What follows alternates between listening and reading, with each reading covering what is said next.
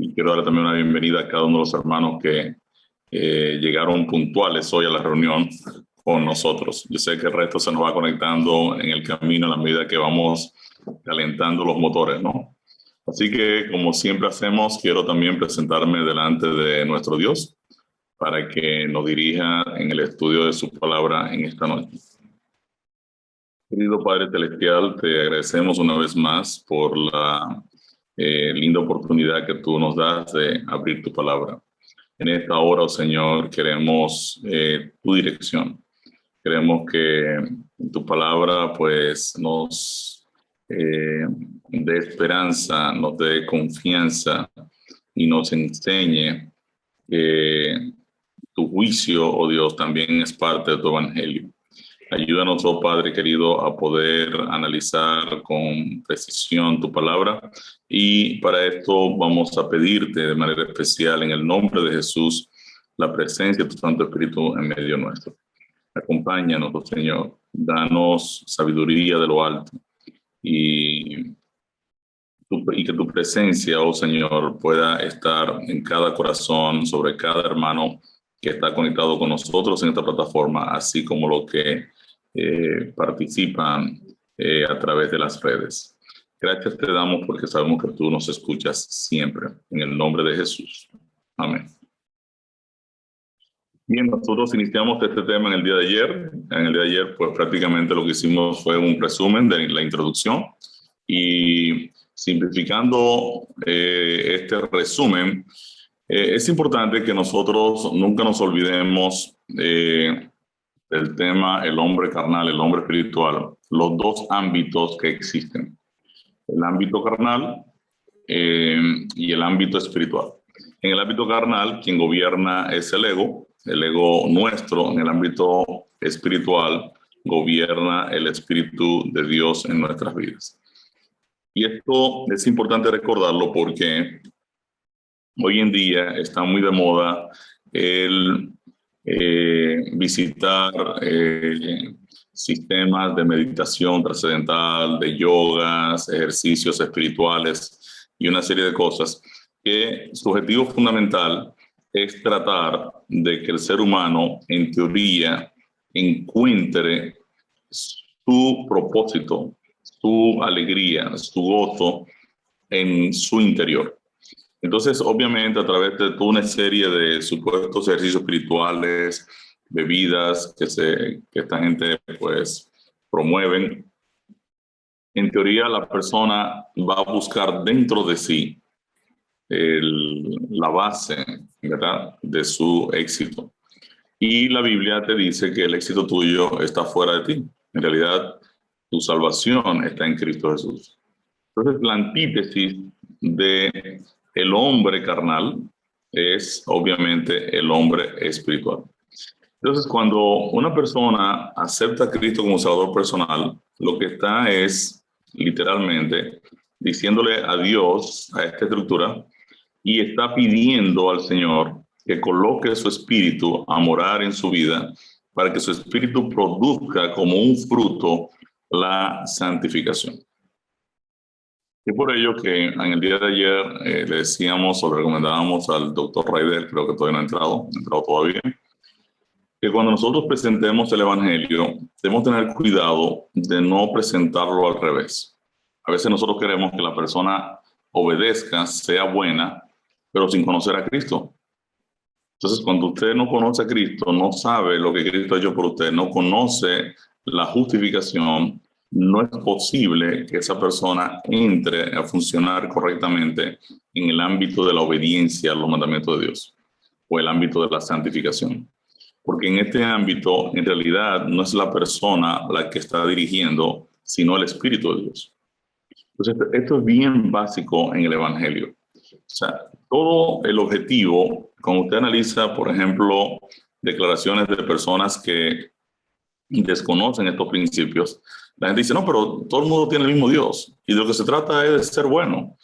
Y yo no hago daño a nadie, o sea, yo no le he fallado a nadie. Entonces las personas simplifican toda la problemática a decir que en realidad yo no necesito a Cristo ni necesito la dirección del Espíritu de Dios para ser bueno. O sea, La tesis es que en el ámbito carnal yo puedo generar algo que a Dios le agrada. Y la Biblia dice que eso es imposible. Es imposible que el ser humano se pueda librar de su naturaleza y de su condición pecaminosa. Necesita un Salvador, necesita el Evangelio, necesita una oferta que le diga, Ricardo, hay una opción mejor que la tuya, que es la opción del Espíritu Santo. Y esto es básico en el Evangelio, básico. En el mismo momento que usted empieza a confiar en usted, porque usted dice que porque yo me convertí o me bauticé, ya yo no necesito ni siquiera una relación con Cristo, no necesito estudiar la Biblia, no necesito orar, no necesito testificar, pues obviamente usted está muerto. Porque aquí, en esta etapa, Dios no solo me justifica, sino también que me santifica. Dios no solo perdona mis pecados, el Evangelio no solo resuelve el problema legal de la condenación, sino que me capacita para yo tener un desarrollo progresivo y continuo en la vida cristiana. Y eso no lo hace Ricardo, eso lo va a hacer el Espíritu de Dios morando en la vida creyente. Entonces ayer, básicamente, utilizábamos este texto de Juan 15:4 que nos dice: permanezcan en mí y yo permaneceré en ustedes. Así como ninguna rama puede dar fruto por sí misma, sino que tiene que permanecer en la vid, así tampoco ustedes pueden dar fruto si no permanecen en mí. Simple. Jesús dice, mira, si tú no estás conmigo, tú no puedes hacer nada. El verso 5, que no está aquí puesto, dice, separado de mí, tú no puedes hacer nada. O sea, no puedes pretender sin Cristo tú tratar de ser bueno o producir algo que a Dios le agrada. Entonces, lo que decíamos en el día de ayer es que mi decisión de permanecer en Cristo provoca la decisión de Cristo de permanecer en mí, y eso va a dar como resultado el fruto del Espíritu, que es el amor. Entonces la gente va a empezar a ver el gozo, la paz, la paciencia, la benignidad, la bondad, la fe, la mansedumbre, la templanza en mi vida.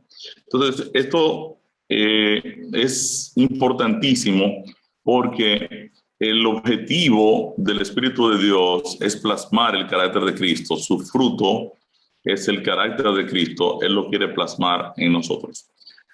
Ayer terminamos con la historia de esta mujer que fue traída en una situación de adulterio y fue traída para que Jesús obviamente emitiera sentencia contra ella.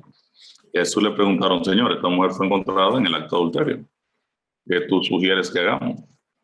Y obviamente la Biblia dice que esto era un gancho, ¿verdad? Nosotros decimos un gancho, era una trampa para Cristo, porque lo que ellos querían lograr era que Cristo declarara que esta mujer realmente necesitaba morir. Y los judíos no podían declarar muerte para nadie, porque obviamente solo los romanos podían emitir juicio, sobre todo cuando se implicaba la pena capital. Entonces Jesús anotó en el piso los pecados de todos los tipos que llegaron ahí. Y cuando ellos fueron mirando sus pecados, se fueron yendo uno a uno, hasta que Cristo queda solo con la mujer. Y Jesús le dice, oye, ¿y dónde están los que te acusaban? ¿Ninguno te condenó? Dice ella, ninguno, Señor, todos se fueron. Entonces Jesús hace esta declaración, ni yo te condeno. Vete y no peques más. Entonces es importante que nosotros veamos aquí los dos conceptos. El perdón de Cristo no es una licencia para yo mantenerme en pecado. Sea un pecado que tú tienes que resolver, sea de corte familiar, sea de corte sexual, sea de corte financiero, sea de corte que te gusta mentir, sea de corte eclesiástico, del que sea, tú necesitas llevarlo a Cristo, tú necesitas pedir perdón por ese pecado, tú necesitas justificarlo, y eso solo se logra llevándolo a Cristo para que lo perdone. Es por eso que decíamos que la justificación acompaña al creyente durante toda su vida, así como el proceso de santificación, pues está activo en la vida del creyente mientras éste vive. Entonces, la justificación, el perdón de Cristo, no es un perdón para seguir pecando. Así no funciona el plan de salvación. El plan de salvación te salva de la condenación, pero te salva del control que el pecado tiene sobre nosotros, del señorío del pecado en nuestras vidas, y ahora el Espíritu de Dios nos transforma. Entonces, decíamos en el día de ayer, terminábamos con estos dos elementos que Juan 1, 2 y 13 dice que somos hijos de Dios por creer en Cristo. O sea, cuando usted cree en Cristo Jesús, entonces Dios le ha dado la potestad de convertirlo a usted en hijo de él. Por justificación, por creer, yo tengo ahora la autoridad de parte del cielo para ser declarado hijo de Dios. Y de igual manera, por santificación, yo voy ahora a actuar, a conducirme como un hijo de Dios. Entonces, básicamente era un pequeñito resumen de lo que vimos ayer. Una de las grandes preguntas en el Evangelio, y aquí fue que nos quedamos, es si la salvación es por medio de la fe en Cristo, ¿cómo es que Dios juzgará las obras? Esta pregunta arroja una serie de cuestionamientos, tales como, ¿no debe Dios juzgar la fe? ¿A quiénes juzga Dios? ¿Pasarán los creyentes por algún tipo de juicio? Cuando la Biblia se refiere a un juicio, ¿será este un proceso legal similar a los juicios humanos que conllevan jueces, abogados, fiscales, testigos, leyes, registros de actos y condenas? Entonces, ante todo, vamos a leer en primer lugar Apocalipsis 14, 6 al 10. Y aquí vamos a ver lo que se llama el mensaje de los tres ángeles, que es el mensaje del cielo para el fin del tiempo a todo el mundo. Y vamos a ver aquí Apocalipsis 14, 6 al 10. Vi volar por en medio del cielo a otro ángel, que tenía el evangelio eterno para predicarlo a los moradores de la tierra, a toda nación, tribu, lengua y pueblo, diciendo a gran voz: temed a Dios y dadle gloria, porque la hora de su juicio ha llegado, y adorad a aquel que hizo el cielo y la tierra, el mar y las fuentes de las aguas. Otro ángel le siguió diciendo: ha caído Babilonia, la gran ciudad, porque ha hecho beber a todas las naciones del vino del furor de su fornicación. Y el tercer ángel los siguió, diciendo a gran voz: si alguno adora a la bestia y a su imagen, y recibe la marca en su frente o en su mano, él también beberá del vino de la ira de Dios, que ha sido vaciado puro en el cáliz de su ira, y será atormentado con fuego y azufre delante de los santos ángeles y del Cordero.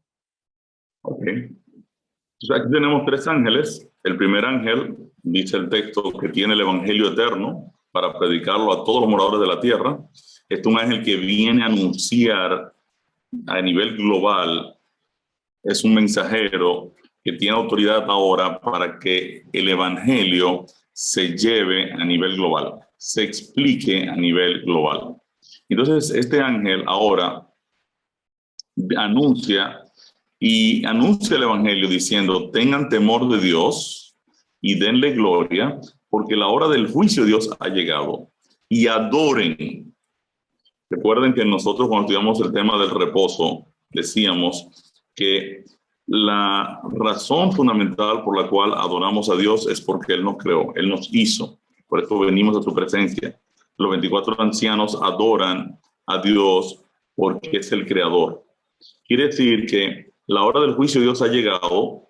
Aquí estamos hablando dentro de un contexto, dentro de un marco legal, y obviamente hay una ley de por medio, y yo tengo que buscar una ley que tiene que estar actuando obviamente con el juicio. El texto dice: adoren a aquel que hizo el cielo, la tierra, el mar y la fuente de las aguas. Ahora viene otro ángel que dice: señores, ha caído Babilonia. Babilonia es todo un sistema político religioso que se une globalmente en contra del evangelio. Esto es lo que está diciendo Apocalipsis. Ha caído Babilonia, la gran ciudad, porque ha hecho beber a todas las naciones. Quiere decir que es un sistema de integración global que ha engañado con el vino falso, con un error, ha engañado a todas las naciones. Y ahora el tercer ángel advierte y dice, si alguno adora a la bestia es la misma ciudad, una bestia es un reino, es un gobierno, es un poder político religioso, y a su imagen, y recibe la marca en su frente o en su mano, él también beberá del vino de la ira de Dios que ha sido vaciado puro en el cáliz de su ira.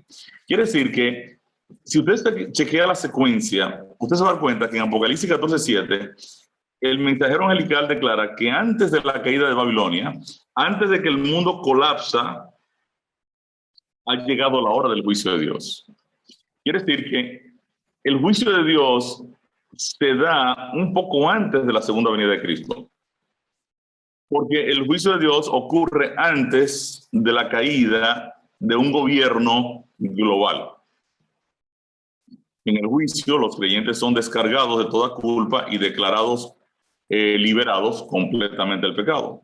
Los impíos que rechazaron el evangelio quedan condenados y Satanás es responsabilizado por todo el mal ocasionado en el universo, y a todo esto Dios debe salir completamente justo en cada decisión tomada. Quiere decir que si yo hiciera un diagrama de tiempo, donde aquí está la muerte de Cristo en el año 31 después de Cristo, lo que Apocalipsis me está diciendo es que el juicio de Dios inicia y también viene acompañado de una predicación global del evangelio verdadero. Esto ocurre antes de la caída de Babilonia, antes de la caída de la bestia y su imagen, y antes de la segunda venida de Cristo. Ahora, es lógico pensar que si Cristo viene por segunda vez y viene a buscar a su pueblo de redimidos y a dejar condenados a los perdidos, pues es obvio que ya Cristo viene por segunda vez con una sentencia de juicio. O sea, Cristo no puede venir ahora por segunda vez a adivinar quién se va y quién no se va. Déjame ver ahora si Ricardo se va o no se va. No. Cuando Él viene a buscar a los salvados, Él viene ahora a llevárselo. ¿Por qué? Porque ya de antemano, de antes de su venida, el juicio de Dios ya ha iniciado. Aunque muchos se oponen a la idea de un juicio en el cielo antes de la segunda venida de Cristo, la propia separación de las personas que serán salvadas de las que se perderán ya implica una obra de juicio de parte de Dios. Entonces, es importante que nosotros entendamos eso. Si Cristo viene a buscar su pueblo y otro grupo se queda condenado, es porque ya el tiempo del juicio ha pasado. Entonces, en los próximos 2 estudios trataremos lo que la Biblia enseña concerniente al juicio de Dios. Según Mateo 25, 31, 46, ¿qué está el significado en estos versículos y quién protagoniza el evento? Cuando el Hijo del Hombre venga en su gloria y todos los santos ángeles con él, entonces se sentará en su trono de gloria y serán reunidas delante de él todas las naciones, y apartará los unos de los otros, como aparta el pastor las ovejas de los cabritos, y pondrá las ovejas a su derecha y los cabritos a su izquierda. Ok, ¿qué está el significado entonces en estos versículos? Aquí, esta es una escena de juicio. Hay una separación de cabritos y ovejas. Dios está diciendo Jesús está diciendo que Él, cuando venga por segunda vez, va a venir con todos los ángeles acompañándole. Todos los ángeles lo acompañan. Será un evento glorioso. Y vamos a ver esos detalles cuando estudiemos ahora, probablemente esta misma semana, la segunda venida de Cristo. Vamos a ver algunos elementos ahí importantes. Entonces, Cristo viene por segunda vez con todos sus ángeles y dice el texto que aparta de todas las naciones de la tierra, aparta los unos de los otros.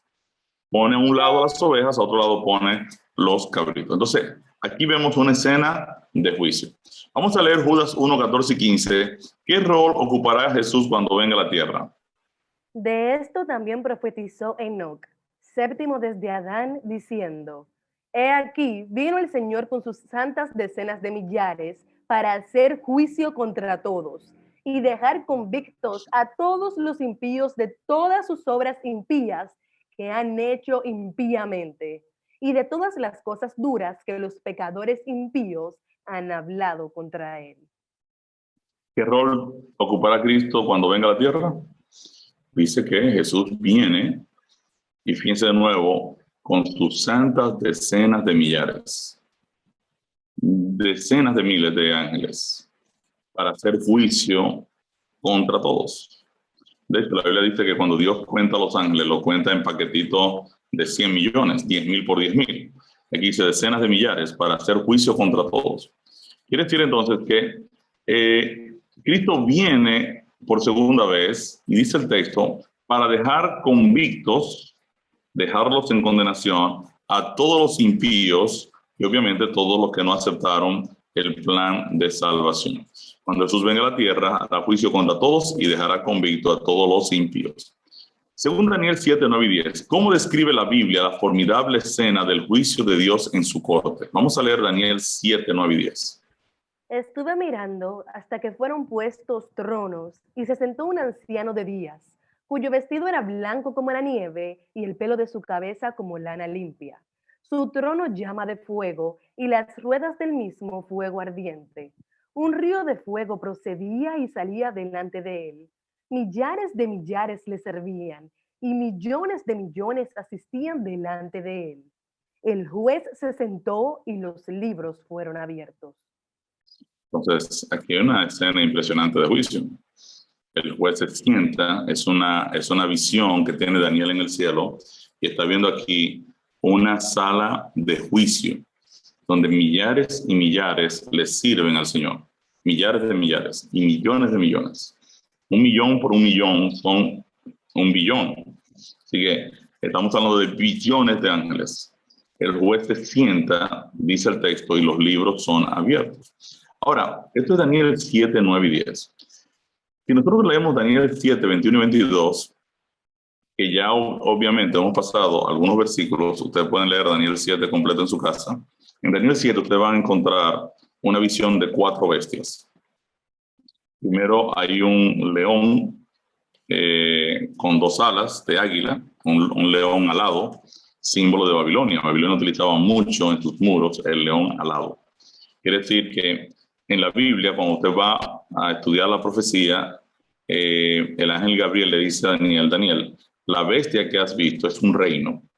Quiere decir que cuando usted ve una bestia en Apocalipsis o en Daniel, está específicamente la Biblia refiriéndose a un reino. No es una cosa estrambótica, sencillamente el ángel está hablando de que hay un reino que está detrás con esa simbología. Obviamente Babilonia utilizaba mucho el león con alas de águila.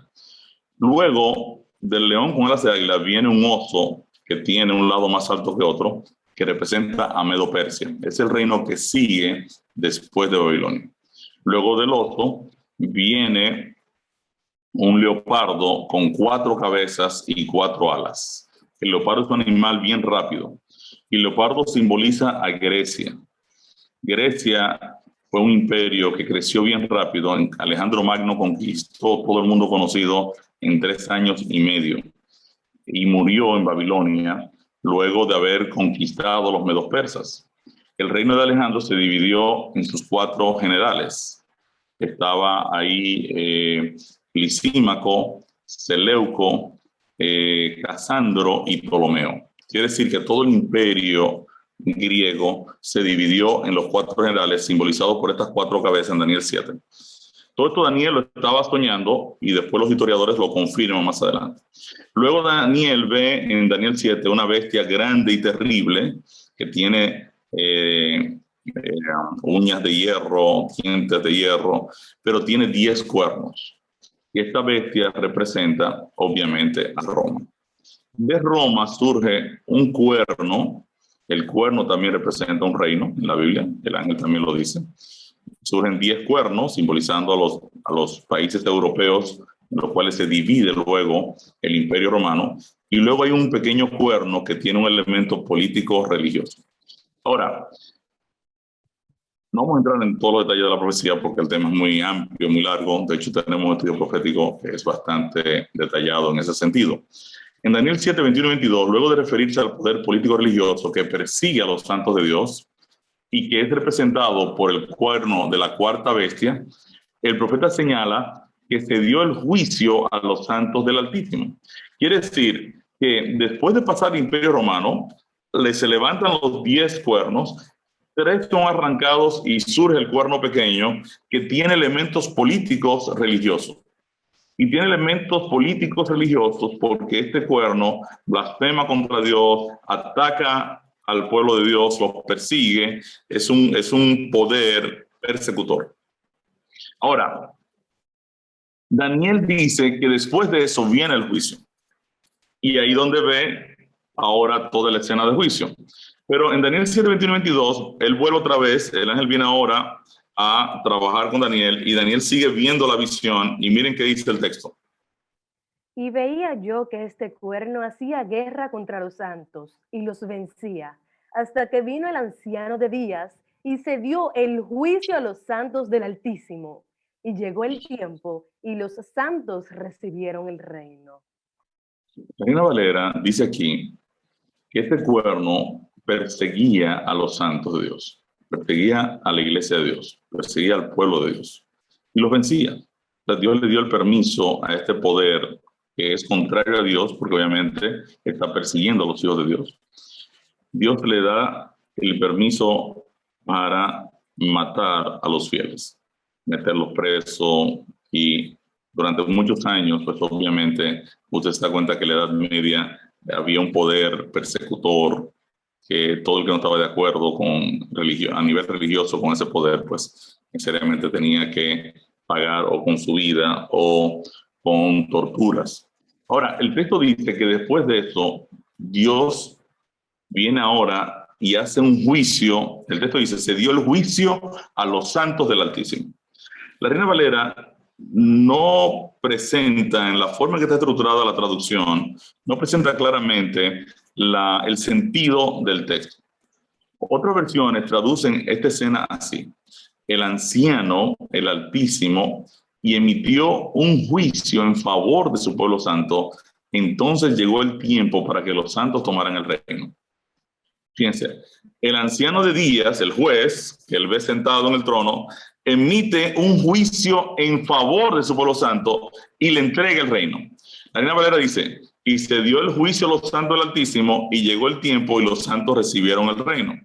Es un poco distinto. Ahora, si leemos esta versión, miren cómo dice esta versión. Mientras observaba yo, este cuerno libró una guerra contra los santos y los venció. Entonces vino el anciano y emitió juicio en favor de los santos del Altísimo. En ese momento, los santos recibieron el reino. Y yo digo, gloria a Dios, porque este es el sentido, en este caso, esta versión, pues traduce el sentido del original. Mientras la versión Reina Valera da a entender que los santos son sometidos a un proceso de juicio, el texto en realidad presenta el evento del juicio como una buena noticia en favor de los salvos que ahora reciben el reino celestial. Quiere decir que el evento del juicio, en realidad, lo que está diciendo la Biblia es que es un evento de declaración, de entrega del reino celestial en favor de los hijos de Dios. Y yo digo, gloria a Dios. O sea, el profeta Daniel deja bien clara la escena de juicio en las cortes celestiales. El juez se sienta con los libros abiertos en la sala del trono frente a millones de ángeles, de seres, que observan con atención. Al igual que el apóstol Juan, el profeta Daniel señala que este juicio ocurre antes de la destrucción del poder político religioso que ataca al pueblo de Dios poco antes de la segunda venida. Quiere decir que todo este proceso de juicio, si usted sigue leyendo Daniel 7, se da cuenta que más adelante Dios también destruye este poder político religioso. Entonces, Apocalipsis 3:5 tiene los mismos elementos que encontramos en Daniel 7, 9 y 10. Miren cómo dice Apocalipsis 3:5. El que venciere será vestido de vestiduras blancas, y no borraré su nombre del libro de la vida, y confesaré su nombre delante de mi Padre y delante de sus ángeles. Fíjense entonces, yo tengo aquí ángeles en Apocalipsis 3:5, el juicio que Daniel ve en Daniel 7, él lo ve millares de millares. Mi Padre, dice allá Apocalipsis, anciano de días, dice Daniel, Jesús, Daniel dice hijo del hombre, libros. Quiere decir que Apocalipsis también, en el capítulo 3, me está hablando dentro del contexto de la escena de juicio. Ahora, según Hechos 17:31, ¿qué ha establecido Dios? Por cuanto ha establecido un día en el cual juzgará al mundo con justicia por aquel varón a quien designó, dando fe a todos con haberle levantado de los muertos. Hay muchas personas que dicen, bueno, lo que pasa es que como que Dios ha cambiado, porque en realidad, antiguamente, como yo veo en el Antiguo Testamento, un Dios que está más pronto a juzgar y a eliminar a los que obviamente son impíos o son incrédulos. No, en realidad lo que el texto me está diciendo aquí es que Dios ya ha establecido un día en el cual juzga al mundo con justicia. Quiere decir que aunque usted vea situaciones difíciles de maldad en la tierra, ya el día donde Dios va a juzgar cada caso, ya Dios lo tiene establecido de acuerdo a la palabra. En su prédica a los atenienses, el apóstol Pablo les declara que Dios ha establecido un día de juicio para el mundo entero. El apóstol coloca este día hacia el futuro, hacia el futuro. Y esto es bien importante. Es bien importante. Vamos a leer Hebreos 9, 27 y 28. Vamos a ver por qué es tan importante que está hacia el futuro. ¿Qué está establecido para cada ser humano? Y de la manera que está establecido para los hombres que mueran una sola vez y después de esto el juicio, así también Cristo fue ofrecido una sola vez para llevar los pecados de muchos y aparecerá por segunda vez en relación con el pecado para salvar a los que le esperan. Fíjense entonces que los seres humanos solo tienen una única oportunidad mientras están vivos. Dice el texto, y de la manera que está establecido para los hombres que mueran una sola vez y después de esto el juicio, quiere decir que no hay una segunda oportunidad. No existe tal cosa como un lugar de purgatorio donde ahora purgan a los hombres sus pecados para que entonces puedan pasar de ahí al cielo, para aquí o para allá. La Biblia no habla de nada de eso. De hecho, eso ni siquiera está en la Biblia. La Biblia te dice que de la manera que está establecido por los hombres que mueran una sola vez y después de esto el juicio. Si usted no está vivo cuando Cristo venga por segunda vez, usted sencillamente será resucitado para salvación o para condenación. O sea, los seres humanos tienen una única oportunidad de aceptar a Cristo y esto es mientras están vivos. Cada persona se enfrentará a la realidad del juicio de Dios al final del tiempo. Vamos a leer todos textos de 2 Corintios 5 y Romanos 14. ¿A cuántos alcanza el juicio de Dios? Porque es necesario que todos nosotros comparezcamos ante el tribunal de Cristo, para que cada uno reciba según lo que haya hecho mientras estaba en el cuerpo, sea bueno o sea malo. Entonces, es importante, dice el texto, es necesario que todos. Entonces, ¿a cuántos alcanza la gestión del juicio de Dios? Dios va a juzgar a todos. Dice el apóstol Pablo, y él se está incluyendo todos nosotros. Vamos a leer Romanos 14, 10 y 12. Pero tú, ¿por qué juzgas a tu hermano? ¿O tú también? ¿Por qué menosprecias a tu hermano? Porque todos compareceremos ante el tribunal de Cristo, de manera que cada uno de nosotros dará a Dios cuenta de sí. Juan 3, 18 señala que aquel que no cree ya ha sido condenado. En los textos leídos anteriormente, el apóstol Pablo señala que cada creyente comparecerá ante el tribunal de Cristo. Apocalipsis 12:10 declara que Satanás acusa a los creyentes día y noche. Es lógico pensar que el acusador, el enemigo de Dios, no tiene nada que decir en contra de aquel que ha rechazado la salvación en Cristo. Y es por esta razón que el salmista en Salmo 1:5 declara que los malos no se levantarán en el juicio. Nadie los acusa, ya están condenados. Y nadie los defiende, ellos rechazaron a Cristo, su único abogado. Vamos a leer Salmo 1:5.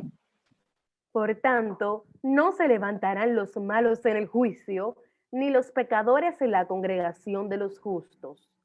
Excelente. Cuando usted lee la poesía bíblica, usted va a encontrar, en el libro de los Salmos se da mucho, por ejemplo, lo que se llama el paralelismo de las líneas. Usted ve, por ejemplo, Salmo 24:1. De Jehová es la tierra y su plenitud, el mundo y los que en él habitan.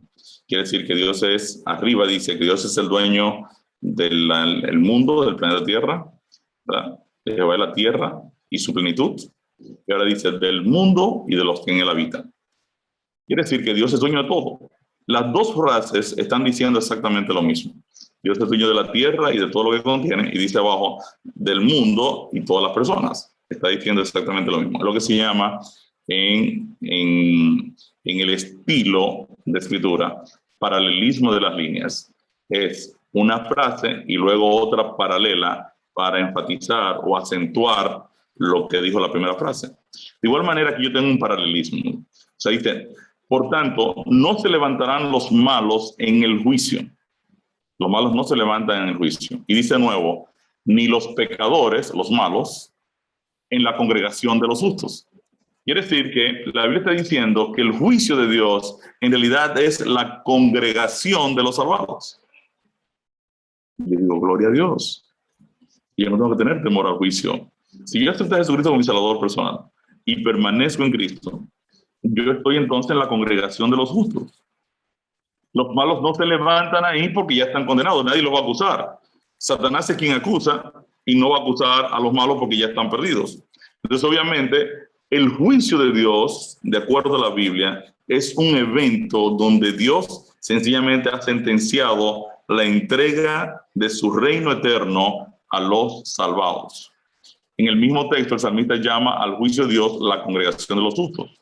Este hecho confirma que el juicio es la buena noticia de salvación en favor de los santos.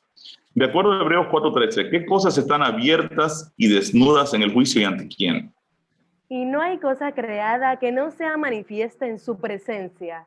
Antes bien, todas las cosas están desnudas y abiertas a los ojos de aquel a quien tenemos que dar cuenta. Entonces, todo está desnudo y abierto. No hay nada que usted va a hacer o que usted haga en este planeta que no se lleve un registro en el cielo. Todo va a salir. Y obviamente, si usted estaba en Cristo, permaneciendo en Cristo, pues se está llevando un registro de toda su vida. Y Dios está diciendo, no, yo conozco a Marlene, yo camino con Marlene, yo conozco a Ana, conozco a Becky, a Byron, a Carmelo, a Celeste y a Daira. O sea, Dios sabe con quién él camina y Dios sabe, obviamente, cuál es el resultado de él caminar con cada uno de nosotros. Porque él sabe que las obras estarán viendo si él nos está dirigiendo. Quiere decir que en el juicio todas las cosas, sea pensamiento, palabras, dichas o acciones, estarán desnudas ante él y tendremos que darle cuenta de cada una de ellas. Según Eclesiastés 12, 13 y 14, ¿qué traerá Dios al juicio? El fin de todo el discurso oído es este: teme a Dios y guarda sus mandamientos, porque esto es el todo del hombre. Porque Dios traerá toda obra a juicio juntamente con toda cosa encubierta, sea buena o sea mala. ¿Qué va a traer Dios al juicio? Toda obra, buena y mala, la va a venir a presentar en su juicio y la va a analizar. Dios es el juez, Dios es justo y Dios va a emitir juicio contra todas las obras, tanto buenas como malas. Ahora, ¿qué registros proporcionarán la evidencia en el juicio y qué se juzga? Interesante saber porque cómo Dios lleva el control de todas las acciones de Ricardo. Es una buena pregunta, ¿verdad? ¿Verdad? Un gran ordenador ahí de muy alta tecnología, con mucha memoria, ¿verdad? Eso no son ya ni terabytes, esos son ultra, hiper, extra terabytes. Vamos a leer Apocalipsis 20, 2 y 13. Y vi a los muertos, grandes y pequeños, de pie ante Dios. Y los libros fueron abiertos, y otro libro fue abierto, el cual es el libro de la vida.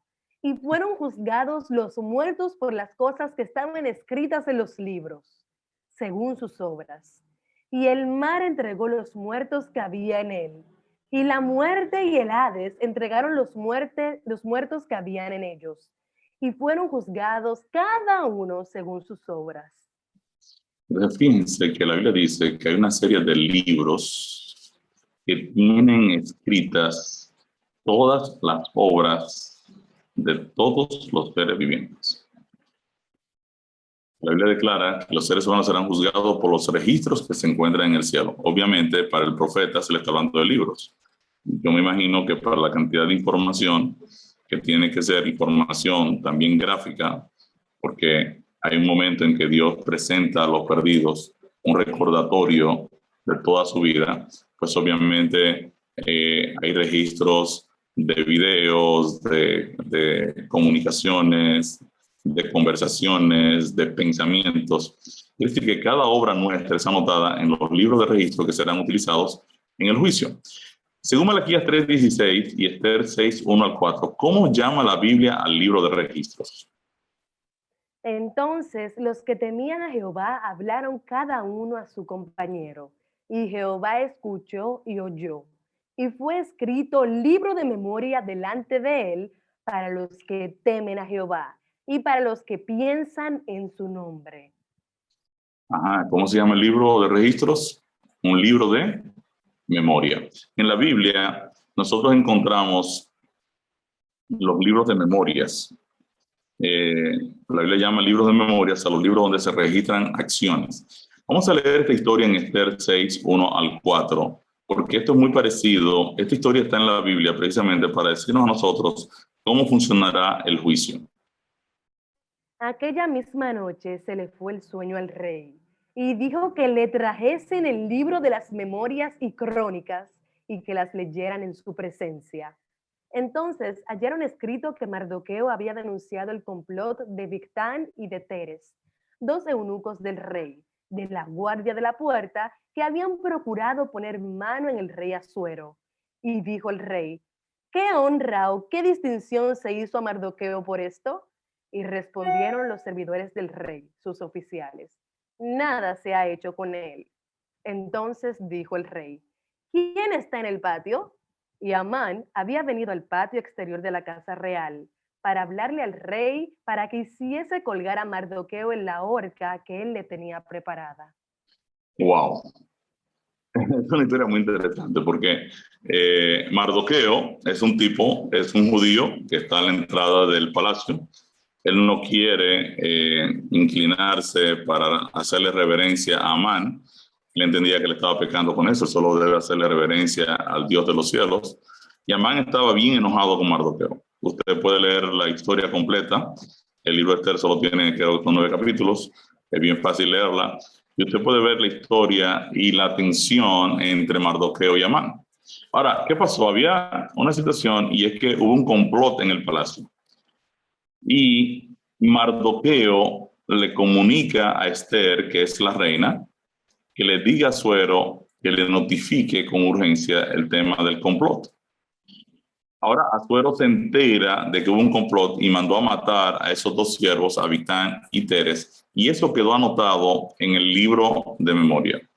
Esta noche al rey se le va el sueño y obviamente yo creo mucho en la diosidencia, ¿verdad? Porque obviamente Dios está detrás de la vida de todo el mundo. Y al rey se le va el sueño. Entonces él pide el libro de memorias. Dice: léeme ahí, fulano, las historias últimas anotadas. Y eso, cuando está el hombre leyendo, el eunuco aquí del rey que le está leyendo las historias, llegan a esta historia del complot donde Mardoqueo ha librado al rey de una muerte segura de estos dos siervos. Y él dice: pero nosotros no premiamos a Mardoqueo por esa acción. ¿Qué hicimos con Mardoqueo? El joven le dice: no, mire, aquí no se hizo nada con Mardoqueo, no se le premió nada. Y justo en eso llega Amán al palacio a hablar con el rey y el rey lo manda a llamar. Amán viene a pedir la cabeza de Mardoqueo porque él lo quiere ahorcar en su casa, en una horca que tenía preparada en su casa. Y viene ahora a pedirle permiso al rey, que él quiere ahorcar a Mardoqueo, cuando ahora el rey lo interrumpe y le dice: Amán, ¿qué debe hacer el rey con una persona a quien el rey quisiera honrar? Y Amán dice: oh, ese soy yo. Mira, esa persona tiene que estar vestido con la ropa del rey, tener el anillo del rey, la corona del rey, montado en el caballo del rey, y que un oficial de alto nivel vaya por todas las calles de la ciudad diciendo, así se hace con la persona a quien el rey quiere honrar. Y le dice, wow, me gusta esa idea. ¿Sabes? Veías eso con Mardoqueo. Me hubiese gustado estar ahí o grabar esa escena. Es una de las escenas que yo le quiero pedir al Señor en el cielo que me la muestre cuando esté allá, de lo que pasó y ver la cara de Amán cuando eso sucedió. Ahora, aquí hay un libro de memorias que el reino lleva, el reino de Mardoqueo, del reino del rey Asuero, lleva un registro de todas las cosas que ocurren en el reino. Entonces, en esta historia del libro de Esther, el rey Asuero manda a traer, ¿verdad?, el libro de memorias, ya eso no vamos a decir. Ahora dice aquí, de forma similar, Dios lleva un libro de registros con todas las acciones de los justos. Al final, Él premiará a su pueblo con la redención eterna, gracias a que por la fe sus hijos aceptaron la redención que Dios les proveyó por medio de Cristo. Y esto es extraordinario. ¿Cuán detallado es el juicio? De acuerdo a Mateo 12, 36 y 37. Mas yo os digo que de toda palabra ociosa que hablen los hombres, de ella darán cuenta en el día del juicio, porque por tus palabras serás justificado y por tus palabras serás condenado. Fíjense entonces lo interesante. Siempre que la Biblia habla del juicio de Dios, lo pone al futuro. No está diciendo que las personas que murieron se encuentran en un lago ardiendo porque ya se le emitió juicio. Porque de acuerdo a la Biblia, el juicio todavía no ha llegado. ¿Está cuándo? Dios ha establecido un día en el cual juzgará a los hombres. Es el concepto de cuando las personas se mueren, se van para el infierno, o cuando se mueren, se van para el cielo, es falso. ¿Y es falso por qué? Porque todavía no ha llegado el juicio. Eso va a ocurrir después que venga el juicio y unos serán resucitados para condenación y otros serán resucitados para salvación. Quiere decir que ahora mismo las personas no están más que en los sepulcros, o tal y como dice la Biblia. Entonces, ahora, el juicio de Dios, dice aquí el Jesucristo, que será bien detallado de cada palabra que hablamos, de cada cosa que decimos, cada cosa ociosa, cada bobada. Podemos estar a veces hasta perdiendo el tiempo y no invirtiendo en nuestra salvación, ¿verdad? Y Jesús está diciendo, de todo eso van a dar cuenta las personas en el día del juicio. Entonces, este es un juicio bien detallado. Como creyentes debemos cuidar hasta lo que decimos o los chistes que hacemos, incluso los programas que vemos, los videos que vemos. Tenga cuidado de que cuando usted le pasa un video, de que usted ve de entrada la primera sección, ya usted sabe cómo termina. Entonces, si es algo que le va a dañar, no siga viéndolo. O sea, no se deje llevar de la emoción de ver cosas que usted sabe que al final van a afectar su relación con el Señor de una u otra manera. Entonces, aquí vamos a ver quiénes son los personajes que van a funcionar en el juicio de Dios y cuáles son los roles que tienen. ¿Quién será el juez? Y los cielos declararán su justicia, porque Dios es el juez. El juez entonces dice la Biblia que es Dios. ¿Y quién será el abogado? Hijitos míos, estas cosas os escribo para que no pequéis. Y si alguno hubiere pecado, abogado tenemos para con el Padre, a Jesucristo el justo. Quiere decir que Cristo va a funcionar como nuestro abogado defensor. ¿Y quién será el acusador? Y fue lanzado fuera el gran dragón, la serpiente antigua, que se llama Diablo y Satanás, el cual engaña al mundo entero. Fue arrojado a la tierra y sus ángeles fueron arrojados con él. Entonces oí una gran voz en el cielo que decía, ahora ha venido la salvación, el poder y el reino de nuestro Dios y la autoridad de su Cristo, porque ha sido lanzado fuera el acusador de nuestros hermanos, el que los acusaba delante de nuestro Dios día y noche. ¿Quién es el acusador entonces en el juicio? El enemigo de Dios, Satanás. ¿Y quiénes son los testigos? Y miré y oí la voz de muchos ángeles alrededor del trono, y de los seres vivientes y de los ancianos, y su número era millones de millones. Muy bien. ¿Y quiénes eran los acusados? Porque es tiempo de que el juicio comience por la casa de Dios. Y si primero comienza por nosotros, ¿cuál será el fin de aquellos que no obedecen al Evangelio de Dios? Entonces, los acusados aquí son los salvados. Somos nosotros, ¿verdad? Claro, yo quiero estar en esa lista. O sea, yo quiero ser de los protagonistas ahí, ¿verdad? Y estar en esa lista de los ganadores. ¿Y cuál será la ley que se va a utilizar en este juicio? Porque el que dijo, no cometerás adulterio, también ha dicho, no matarás. Ahora bien, si no cometes adulterio, pero matas, ya te has hecho transgresor de la ley. Así hablad y así haced, como los que habéis de ser juzgados por la ley de la libertad. Entonces, la Biblia es enfática al decir que los principios del carácter de Dios, los principios de su ley, son los elementos de juicio. O sea, Dios estará comparando las vidas de cada uno de nosotros con su carácter. Y ahí es donde Dios determina si en realidad el carácter de Cristo estuvo funcionando en nosotros o no estuvo funcionando en nosotros. Según 1 Corintios 4:5, ¿qué saldrá a la luz ese día en el juicio de Dios? Así que no juzguéis nada antes de tiempo hasta que venga el Señor, el cual aclarará también lo oculto de las tinieblas y manifestará las intenciones de los corazones. Y entonces cada uno recibirá su alabanza de Dios. Que yo no debo hacer, no debo juzgar nada antes de tiempo hasta que venga el Señor. Fíjense entonces que la sentencia de juicio ocurre cuando Cristo venga. Y en ese momento el Señor va a aclarar lo que estaba oculto y va a manifestar las intenciones de los corazones y va a premiar a cada persona, ya sea para salvación y ya sea para condenación. Esto también es bien importante porque hoy en día en gran parte del cristianismo y de la iglesia popular se enseña que los muertos se están yendo a un lugar de tormento si actuaron mal o se están yendo al cielo si actuaron bien. Y obviamente estaríamos diciendo con eso que el juicio entonces vino antes de la fecha prevista. La palabra de Dios declara que en el día del juicio todo lo oculto saldrá a la luz hasta las intenciones del corazón. El amigo siempre salvo. Hace unos años me encontré con un amigo a quien hacía tiempo no veía. Él me contó su historia. Había conocido al Señor y se había afiliado en una iglesia cristiana que enseñaba el concepto de una vez salvo, siempre salvo.